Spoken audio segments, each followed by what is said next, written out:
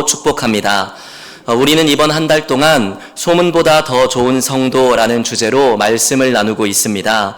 좋은 성도는 어떤 성도일까요? 먼저 구원의 확신이 분명한 성도입니다. 거기서 만족하지 않고 성결의 능력으로 성결한 삶을 꿈꾸는 성도입니다.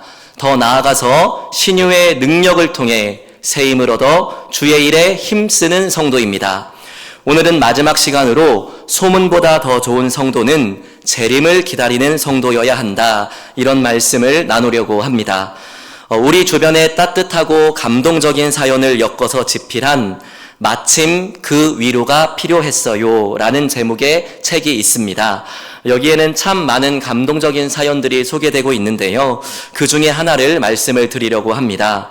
몇 해 전에 37살의 한 남성이 베트남에서 급한 연락을 받았다고 합니다.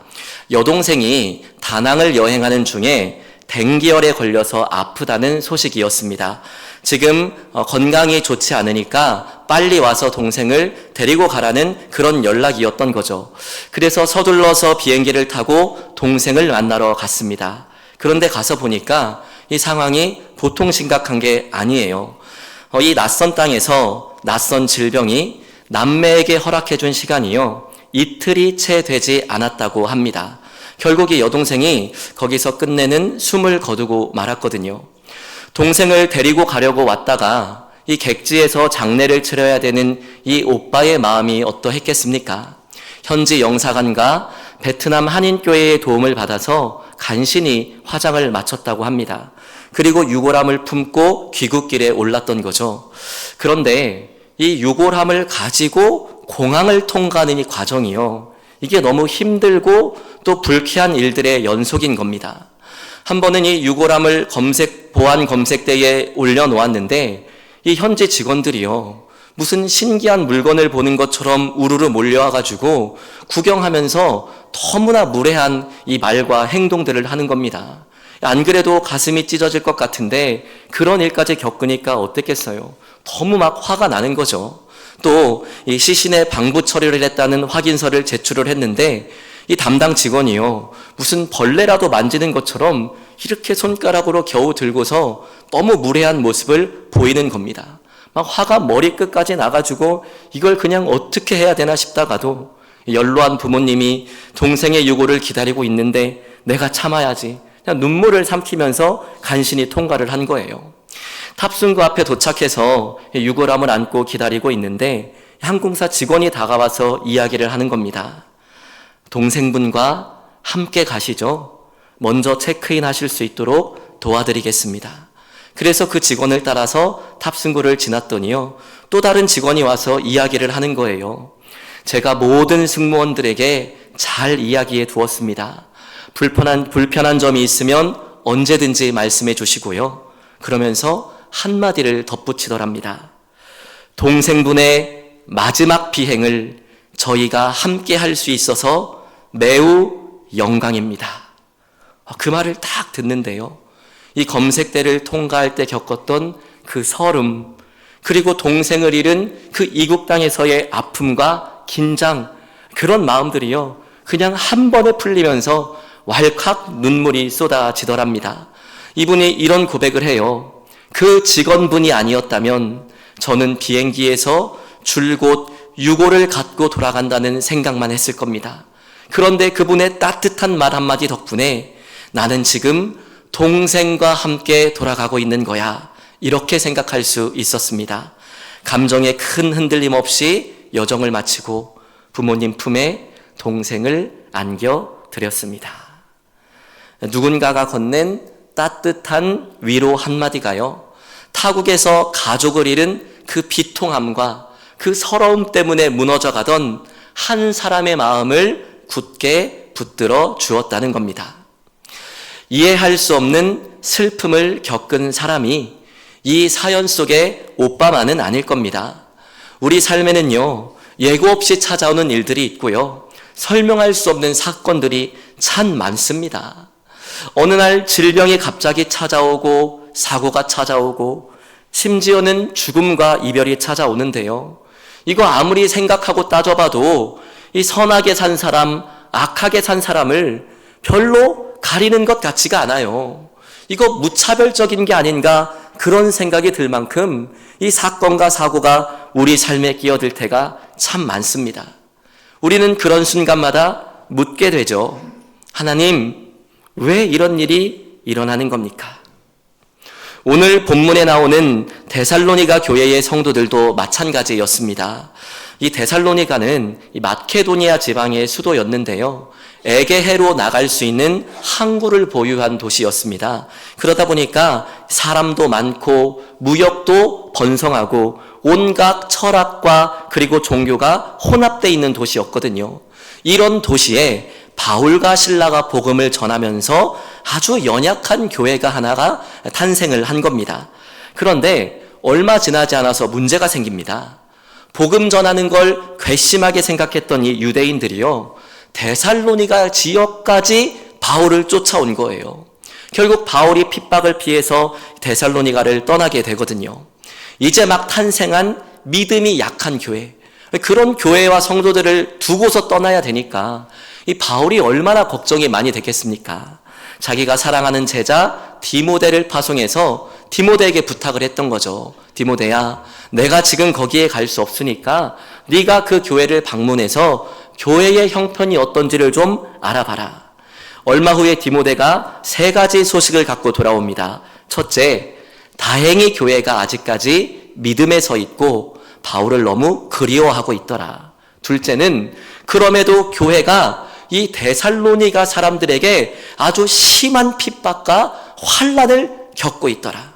셋째는 부활에 대한, 재림에 대한 오해 때문에 성도들이 너무나 혼란스러워하고 있더라. 이런 소식을 갖고 돌아왔던 거죠. 그래서 그 당시 데살로니가 교회에 반드시 필요한 것이 있었는데요. 그게 바로 데살로니가 전서 4장 18절 말씀에 기록되어 있습니다. 데살로니가 전서 4장 18절 말씀을 함께 읽어보겠습니다. 그러므로 이러한 말로 서로 위로하라. 아멘. 그 당시 교회와 성도님들에게 꼭 필요한 것이 무엇이었습니까? 이러한 말, 하나님의 말씀에 근거한 위로였다는 것이죠. 특히 재림과 부활에 대한 말씀이 주는 위로, 소망, 그것이 그 교회에 너무나 절실하게 필요한 상황이었습니다. 과거의 교회가 그랬다면 오늘날도 마찬가지 아닐까요? 데살로니가 교회가 그랬듯이요, 하나님의 교회와 성도님들의 삶에는 반드시 말씀에 근거한 위로가 필요하다는 것입니다. 목회자와 성도님들 사이에 위로가 필요하고요, 남편과 아내에게 위로가 필요하고 부모와 자녀들에게 위로가 필요합니다. 우리가 살아가고 하루하루를 견뎌내는 게 이게 쉬운 일은 아니지만요, 그러나 우리의 삶에 따뜻한 위로만 있다면, 관계 사이에 위로만 있다면 그거 견딜만 하고 살아볼만 합니다. 오늘 우리가 데살로니가 전서에 귀를 기울여야 하는 이유가 바로 여기에 있는 것이죠. 우리 모두 그들처럼 위로가 필요한 사람들이기 때문입니다. 우리 김해 활천교회가 하늘로부터 오는 말씀의 위로가 있고 또 성도와 성도 사이에 위로가 있는 위로하는 교회가 될 수 있기를 주님의 이름으로 축복합니다. 데살로니가 전서 4장 13절에서 14절까지의 말씀을 다시 읽어보도록 하겠습니다. 형제들아, 자는 자들에 관하여는 너희가 알지 못함을 우리가 원하지 아니하노니 이는 소망 없는 다른 이와 같이 슬퍼하지 않게 하려 함이라. 우리가 예수께서 죽으셨다가 예수 안에서 자는 자들도 하나님이 그와 함께 데리고 오시리라. 아멘. 여기서 예수 안에서 자는 자들, 이런 표현이 있는데요, 예수님을 믿다가 먼저 죽은 사람들을 가리킵니다. 오늘날에는 우리가 예수님을 믿다가 죽었다고 해서 이게 어떤 신학적인 논란이 될 여지가 전혀 없습니다. 그러나 과거 초대교회 시절에는요, 이 문제가 교회를 흔드는 굉장히 심각한 사건이었습니다. 왜냐하면 그 당시 초대교인들의 믿음에는 자신들이 살아있는 동안에 예수님의 재림이 이루어질 것이다, 이런 기대가 아주 충만했기 때문이죠. 그래서 막 교회에서 고난을 당하고 막 누군가가 재산을 빼앗기고 막 콜로세움 이런 데 끌려가서 막 목이 달아나도요. 그래도 주님께서 곧 오실 거야. 그런 믿음이 충만했기 때문에 견딜 수가 있었거든요. 그런데 아니 시간이 흘러도 주님이 안 오시는 거예요. 재림을 기대하고 재림을 꿈꾸면서 믿음으로 버텼던 사람들이요. 하나 둘씩 죽어가기 시작하는 겁니다. 핍박을 받아서 순교하는 사람도 있고 병에 걸려서 갑자기 죽는 사람도 있어요. 그들을 땅에 묻혀서 이 육신이 점점 썩어가는데요. 이렇게 눈에 보이는 육신이 다 사라졌는데 이 사람들이 부활하는 게 가능한 일일까? 이게 너무나 초대교회 사람들은 혼란스러웠던 거죠. 그래서 오늘 본문을 통해 바울이 설명을 하는 것입니다. 예수 안에서 자는 자들도 하나님이 그와 함께 데리고 오시리라. 여러분 무슨 말입니까? 재림의 날에는 믿음 안에서 죽은 모든 사람들이 한 명도 예외 없이 다시 만나는 사건이 일어난다는 것입니다.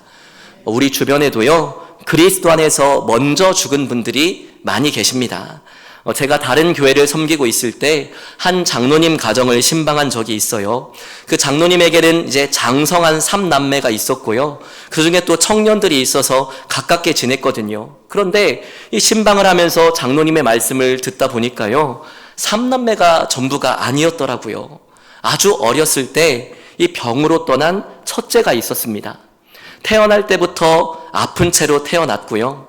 그래서 어떻게든 살려보려고 애를 쓰고 치료도 하고 기도도 받고 참 많이 노력했는데 몸이 너무 약하니까 그만 일찍 세상을 떠난 겁니다. 그 이야기를 하면서요, 이 장로님이 저를 바라보시고 이렇게 이야기를 하시는 거예요. 목사님, 그 애가요, 아직도 여기 있어요. 그분은 은퇴를 몇 년 앞둔 70이 가까운 장로님이셨어요.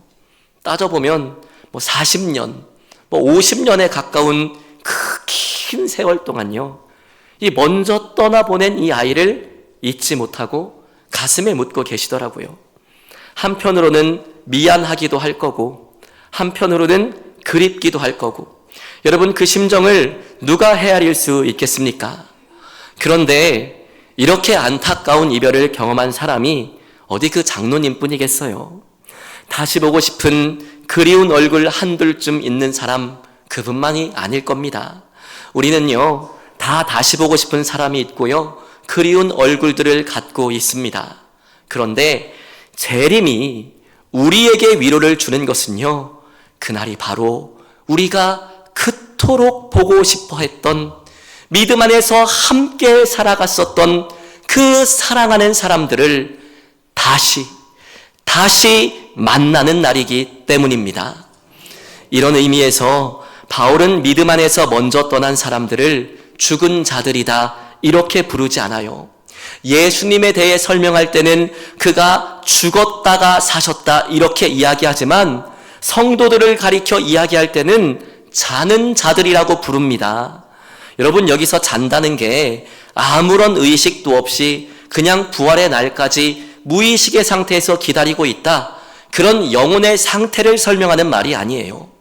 성경을 보면 예수님을 믿고 죽는 사람은요, 그 영혼이 땅에 묻히는 것이 아니라 즉시 주님의 품에 안깁니다.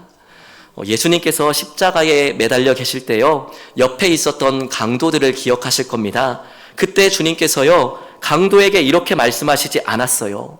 네가 나를 믿으니까 먼 미래의 부활의 날에 나와 함께 할 거다, 그렇게 말씀하지 않으셨습니다. 대신 뭐라고 말씀하십니까? 오늘 네가 나와 함께 낙원에 있으리라. 먼 미래의 부활이 아니에요. 오늘 즉시입니다. 믿음 안에서 죽은 자들은요, 캄캄하고 차갑고 그런 쓸쓸하고 외로운 땅에 있는 게 아니라요, 이미 주님과 함께하고 있음을 믿으시기를 바랍니다. 그럼에도 바울이 잔다고 표현한 것은요, 이 잠든 후에 아침이 오면 깨어나잖아요. 그러니까 죽음이 끝이 아니고 부활과 재림이 있다, 이것을 설명하기 위해서 잠들었다, 이런 표현을 사용한 겁니다. 여러분, 그러고 보면 재림의 신앙 안에서 죽음은 완전한 이별이 아니라 다시 만날 기다림, 다시 만날 기다림이다 라는 것을 바울은 강조하고 싶었던 것이죠. 여러분, 우리가 다시 만나고 싶은 그리운 사람도 있을 것이고요. 또 시간이 흐르면 언젠가 누군가는 우리를 그리워하는 사람들도 있을 겁니다. 적어도 우리 자녀들은 우리의 모습을 기억하며 그리워하지 않겠습니까? 우리가 그럼에도 불구하고 소망 없이 슬퍼하지 않는 까닭이 무엇인가요? 우리에게는 재림이 주는 기다림과 만남이 분명히 있기 때문입니다. 그날의 모든 믿는 자들은 한 사람도 없이, 예외 없이 다시 만날 수 있을 것입니다. 여러분이 재림의 진리가 우리에게 위로가 될 수 있기를 주님의 이름으로 축복합니다. 계속해서 바울은 재림의 날에 어떤 일들이 일어날지를 묘사하는데요. 데살로니가 전서 4장 16절 말씀을 읽어보도록 하겠습니다. 주께서 호령과 천사장의 소리와 하나님의 나팔 소리로 죽은 자들이 먼저 일어나고, 아멘. 재림의 날에 가장 먼저 일어나는 사건은 바로 주님의 호령입니다. 여기서 호령, 이렇게 번역한 단어가요, 헬라어로 켈리오스마라는 단어입니다. 명령, 호출, 외침이란 뜻을 갖고 있고요. 그런데 이 단어가 사용이 되었던 용례들이 있습니다. 먼저는 마차를 모는 사람이 말에게 명령을 내리는 모습, 두 번째는 사냥꾼이 사냥개에게 명령을 내리는 장면, 그리고 지휘관이 군인들에게 명령을 내리는 장면, 그 장면을 묘사할 때 이 켈리우스마, 호령이라는 단어를 사용했던 거죠. 이러한 세 개의 장면에서 공통점이 하나 있다면요, 각각의 경우가 거부할 수 없는 권위를 지닌 명령이라는 거예요. 거부할 수 없는 권위를 지닌 명령, 그게 켈리우스마입니다. 오늘 본문의 호령도 마찬가지예요. 주 안에서 죽은 자들을 일으키시는, 죽은 자들을 깨우는 주님의 거부할 수 없는 권위 있는 명령, 그 창조주의 명령을 가리키는 게 켈리우스마입니다. 예수님께서 나사로가 죽어서 무덤에 묻혀 있을 때 무덤 밖에 서서 큰 소리로 그를 부르세요. 요한복음 11장 43절 말씀을 한번 읽어보도록 하겠습니다. 이 말씀을 하시고 큰 소리로 나사로야 나오라 부르시니, 아멘. 나사로야 나오라, 이게 호령이에요. 주님의 거부할 수 없는 명령입니다. 여러분, 생명의 주인이신 창조주께서 명령하시니까 무슨 사건이 일어납니까? 죽은 나사로가 그 명령에 복종하여 다시 살아난 줄로 믿으시기를 바랍니다. 회당장 야이로의 딸이 죽었을 때도 마찬가지였어요. 마가복음 5장 41절 말씀도 함께 읽어보도록 하겠습니다. 그 아이의 손을 잡고 이르시되 달리다굼 하시니, 번역하면 곧 내가 네게 말하노니 소녀야 일어나라 하심이라, 아멘. 여기서 달리다굼, 소녀야 일어나라, 이것이 주님의 호령이에요. 주님이 명령하시면 떠나갔던 생명은 돌아오는 것입니다. 하나님의 아들 예수 그리스도의 호령은요, 온 우주에서 가장 권위 있는 명령이에요. 피조물은 그 명령을 거부할 수 없어요. 빛이 있으라 하시면 빛이 있는 것이고, 주님이 부르시면 무덤은 문을 여는 것이고, 주님이 일어나라 하시면 생명이 돌아오는 역사가 나타나는 것입니다. 재림의 날에 예수님은 나사로를 부르시고 야이로의 딸을 부르셨던 것처럼 그날에 오셔서 우리의 이름을 불러 주실 것입니다. 상우야 일어나라. 그 명령 앞에 음부는 죽은 자들을 내어 줄 것이고, 우리는 썩어 없어진 몸이 아닌 주님과 같은 부활의 몸을 새롭게 입을 것입니다.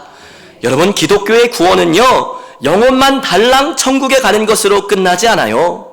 하나님은 사람을 영과 혼과 육으로 창조하셨습니다. 그래서 구원의 완성 또한 몸과 영혼이 온전히 회복되는 것, 그것이 구원의 완성이에요. 여러분, 재림의 날에 죽은 자들의 영혼은 주님과 함께 있다가 주님께서 데리고 오실 것이고, 우리의 썩어 없어진 육체는 주님의 호령을 들을 때 신령한 부활의 모로 변화되어 그 영과 육이 하나를 이루는 온전한 구원의 상태에 이르게 될 것입니다. 재림이 우리에게 위로와 소망을 주는 이유가 무엇입니까? 바로 그날이 우리의 구원이 완성되는 날이기 때문이에요. 지금은 비록 우리가 온전하지 못해요. 여러분, 우리를 가장 슬프게 하는 게 뭡니까? 제가 목회를 하면서 저를 가장 슬프게 하는 건요, 악한 세상이 아니에요. 저를 가장 힘들게 하는 건 교회의 어떤 특정 문제나 사람이 아니에요. 가장 힘들게 하는 건 그건 나입니다, 나. 하나님 앞에서 온전하지 못한 모습. 그래서 정말 부끄러운 모습으로 때로는 살아갈 수밖에 없는 그 연약함과 부족함이 나를 힘들게 하고 아프게 하는 것 아니겠습니까? 그러나 재림이 우리에게 소망을 주는 것은 비록 우리가 지금은 온전하지 못할지라도 주님이 오실 그날에 주님의 호령 앞에서 우리가 마침내 온전하게 변화된다는 것입니다. 우리의 최후의 운명, 우리 인생의 종착지는 온전한 구원입니다. 우리는 내 힘으로 나의 구원을 완성할 수 없어 때로는 시험에 들기도 하며 때로는 영적인 깊은 침체 속에 낙심하고 방황하기도 하지만, 그러나 주님의 호령이 들리는 그날 우리가 그렇게 꿈꾸고 소망했던 온전한 구원이 이루어진다는 것, 구원의 완성이 된다는 사실, 여러분 이 진리를 붙드시고 오늘 살아감에 있어 힘을 내실 수 있기를 바랍니다. 믿음의 경주를 이어가실 수 있기를 바랍니다. 낙심한 곳에서 다시 일어나시기를 바랍니다. 주님께서 우리의 구원을 완성해 주실 것입니다. 바울은 이렇게 주님의 호령이 있은 후에 천사장의 소리와 나팔 소리가 있을 것이다, 이렇게 설명을 하는데요. 똑같은 내용이 마태복음 24장 31절에 기록되어 있습니다. 마태복음 24장 31절 함께 읽어보겠습니다. 그가 큰 나팔 소리와 함께 천사들을 보내리니 그들이 그의 택하신 자들을 아멘. 이 군대를 다녀오신 분들은요, 이 나팔 소리가 뭔지 아실 겁니다. 그 소리가 들리면요, 저절로 그냥 막 몸이 반응을 해요. 자다가도 나팔 소리 들으면 그냥 눈 감은 채 벌떡 일어나서 자동적으로 막 무포를 막 개고 막 각을 잡는 거예요. 제가 신혼 때 이 아직 군대의 습관이 몸에 배어 있었거든요. 아침에 벌떡 일어나서 제가 덮었던 그 이불을 개고 제 하루를 시작하러 갔어요. 그러니까 아내가 그 모습을 보고 한마디를 하더라고요. 당신 너무 이기적인 거 아니야? 왜 자기 이불만 개고 다른 건 그대로 두고 가는 거야? 저는 그 나팔 소리처럼 아무 생각 없이 그냥 반사적으로 그렇게 하고 갔거든요. 근데 그 말 듣고 보니까 제가 진짜 제 것만 정리해 놓고 갔더라고요. 이 나팔 소리에 길들여져서 하루를 그렇게 시작을 했던 겁니다. 재림의 날에 울리는 하나님의 나팔 소리는요, 하나님의 백성을 모으는 소리이고 새로운 영생의 시작을 알리는 소리입니다. 여러분, 그 후에 무슨 일이 일어납니까? 재림에 있어서 가장 좋은 사건이 일어납니다. 데살로니가 전서 4장 17절 말씀을 함께 읽어보도록 하겠습니다. 그 후에 우리 살아남은 자들도 그들과 함께 구름 속으로 끌어올려 공중에서 주를 영접하게 하시리니 그리하여 우리가 항상 주와 함께 있으리라. 아멘. 재림의 끝은 살아남은 자들이 구름 속으로 끌어올려 주님을 영접하는 것인데요. 이 성경에서 구름은 종종 하나님의 임재 혹은 영광을 상징합니다. 예를 들어서 하나님께서 시내산에 강림하셨을 때요, 그 산 위에 빽빽한 구름이 있었다, 성경에 그렇게 기록을 합니다. 또 모세가 성막을 만들었을 때 무엇이 그 위에 있었습니까? 구름 기둥이 머물러 있었거든요. 또 솔로몬이 성전을 봉헌할 때의 기록을 보면 주님의 영광이 성전에 충만해서 이 구름이 빽빽하게 가득 차서 제사장이 능히 섬기지 못했다, 그런 기록들이 있어요. 그러니까 재림의 날에 이 부활의 몸을 입은 성도들은요, 하나님의 충만한 영광 속으로 들어가게 되는데, 거기서 무슨 일이 일어납니까? 예수님을 영접하게 된다는 거죠. 그러니까 우리가 드디어 그 예수님과 항상 함께 거하는 이 놀라운 사건이 재림 때에 일어나게 된다는 거예요. 여러분, 그날에는 우리가 주님을 믿음으로 보는 것이 아니라요, 우리의 눈으로 보게 될 것입니다.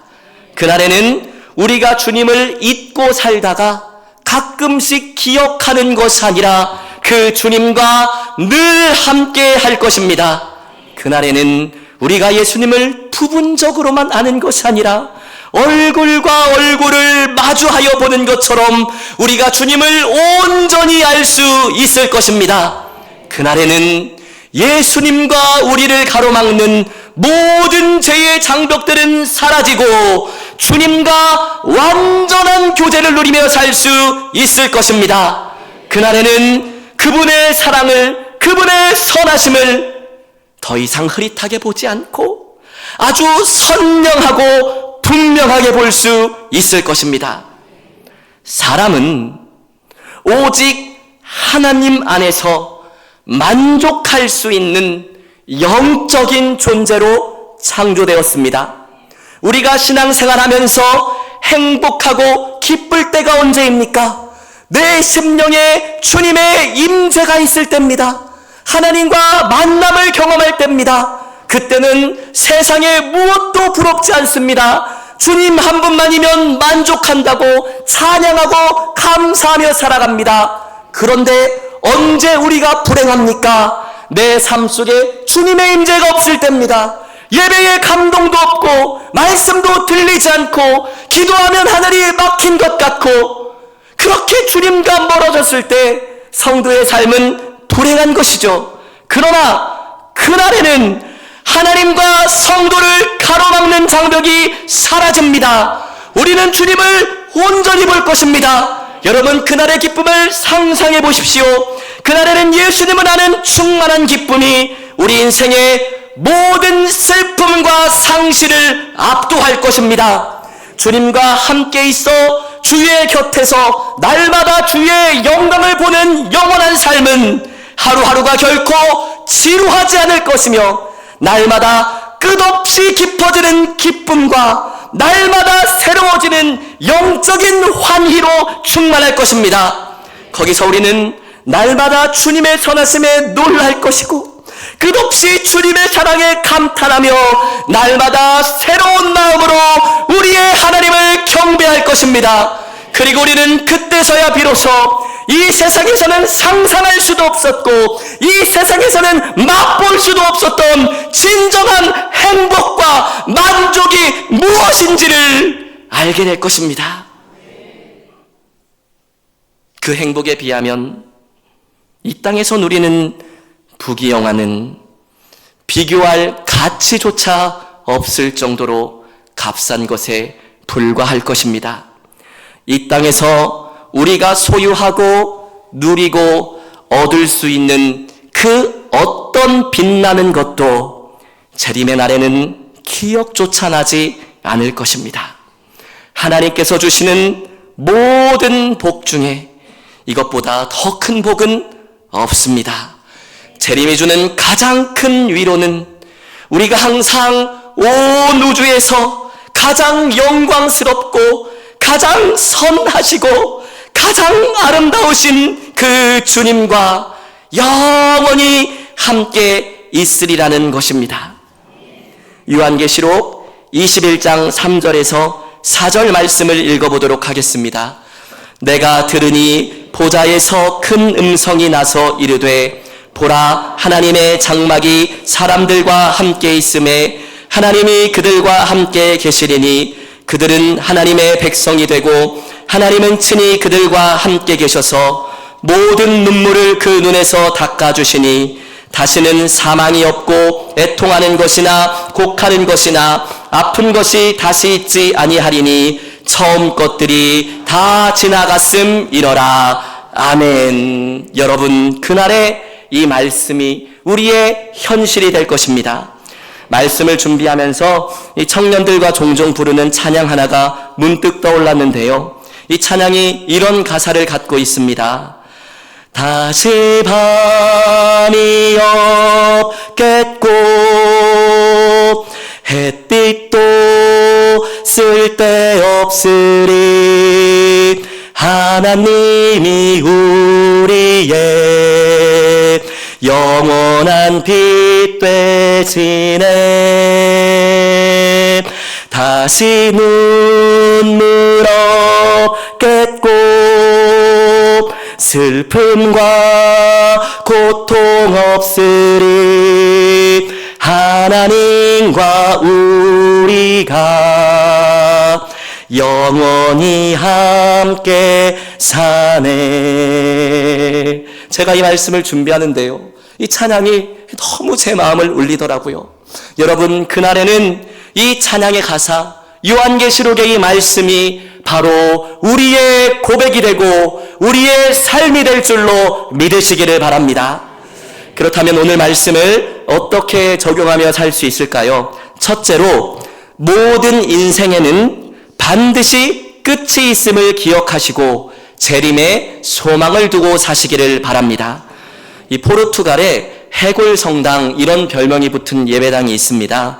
이런 별명이 붙은 이유는요, 이 예배당의 내부 장식이 진짜 인간의 두개골과 뼈들로 장식되어 있기 때문입니다.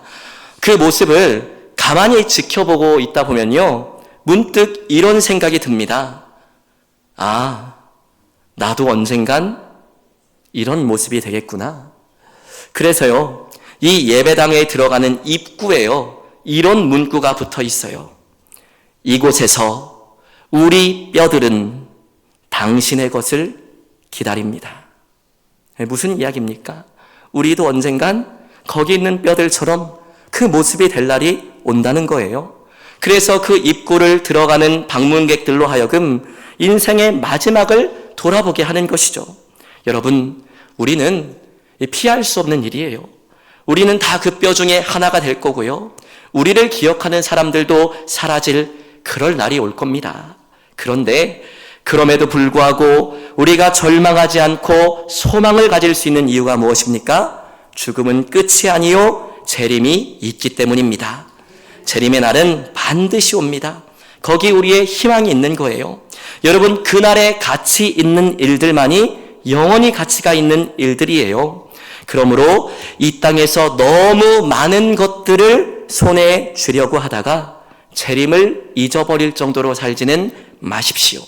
그 재림을 기억하고 적당히 손에 쥐시고 데살로니가 5장의 말씀처럼 항상 기뻐하고 쉬지 말고 기도하며 범사에 감사하면서 재림의 소망을 갖고 살아가시기를 주님의 이름으로 축복합니다. 둘째로, 재림에 대한 이러한 말로 서로 위로하시기를 바랍니다. 바울이 이야기하죠. 서로 위로하라. 여기서 중요한 건 서로입니다. 그러니까 재림에 대한 이 교리가요, 한 개인의 마음만 달래주는 진리가 아니라 교회의 공동체를 위로하고 회복시키는 놀라운 은혜가 있다는 거죠.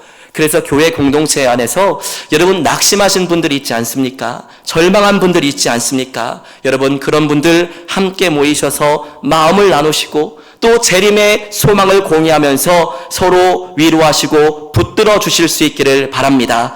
그래서 우리 교회가 재림에 대한 소망과 위로를 통하여 소문보다 더 좋은 성도, 또 그런 성도들이 모여 소문보다 더 좋은 교회가 될 수 있기를 주님의 이름으로 축복합니다.